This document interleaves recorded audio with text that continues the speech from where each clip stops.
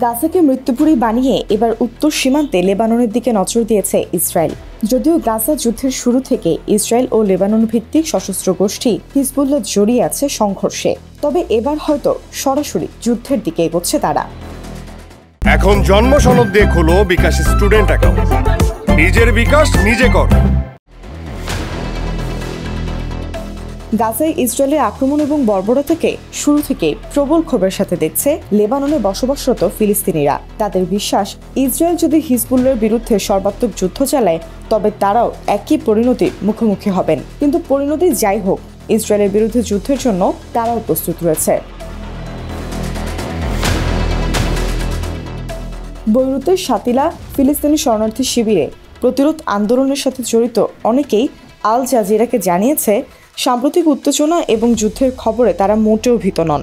ইসরায়েলের বিরুদ্ধে এই অঞ্চলে হিজবুল্লাহকে সমর্থন করে লড়াই করার জন্য প্রস্তুত তারা। কিন্তু তাদের উদ্বেগ, ইসরায়েলের সাথে হিজবুল্লাহ যুদ্ধ শুরু হলে ইসরায়েল ইচ্ছাকৃতভাবে লেবাননের ঘনবসতিপূর্ণ আবাসিক এলাকাগুলোকে, বিশেষ করে লেবাননের ফিলিস্তিনি শিবিরগুলোকে টার্গেট করবে, যেখানে কয়েক লাখ ফিলিস্তিনি বসবাস করছে। আল জাজিরার প্রতিবেদনে জানানো হয়, লেবানন জুড়ে 12টি শরণার্থী শিবিরে প্রায় 2.5 লাখ ফিলিস্তিনি বসবাস করে। 1948 সালের নাকবার সময় লেবাননে আশ্রয় নিয়েছিল তারা। এদিকে শাতিলাই popular front for the liberation of Palestine general কমান্ডের সদস্য আহেদ মাহার বলেছে, ইসরায়েলি সেনাবাহিনীর কোনো নৈতিকতা নেই, তারা মানবাধিকার মানে না, এমনকি শিশুদের অধিকারের বিষয়টিও বিবেচনা করে না। লেবাননে ফিলিস্তিনিদের শরণার্থী শিবিরগুলো ধ্বংস হয়ে গেলে তাদের মাতৃভূমিতে ফিরে যাওয়া ছাড়া আর কোনো বিকল্প থাকবে না, এভাবে নিজের শঙ্কা প্রকাশ করেছে শাতিলে বেড়ে ওঠা 29 বছর বয়সী হাসান আবু আলী। সে বলেছে, রাষ্ট্রহীন শরণার্থী হিসেবে ফিলিস্তিনিরা কঠোর আইনি বৈষম্যের সম্মুখীন হচ্ছে, তারা লেবাননের দারিদ্র্যের মধ্যে বসবাস করছে।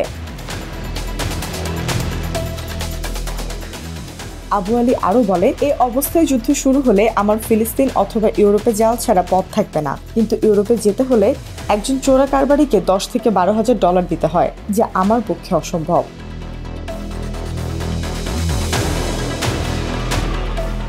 অন্যদিকে শাতিলা ফিলিস্তিনি শরণার্থী শিবিরের বেশ কয়েকজন ফিলিস্তিনি পুরুষ আল জাজিরাকে জানিয়েছে, হিজবুল্লাহর বিরুদ্ধে ব্যাপক যুদ্ধ শুরু হলে তাদের সহকর্মীরা ইসরায়েলের বিরুদ্ধে সশস্ত্র সংগ্রামে যোগ দেবে।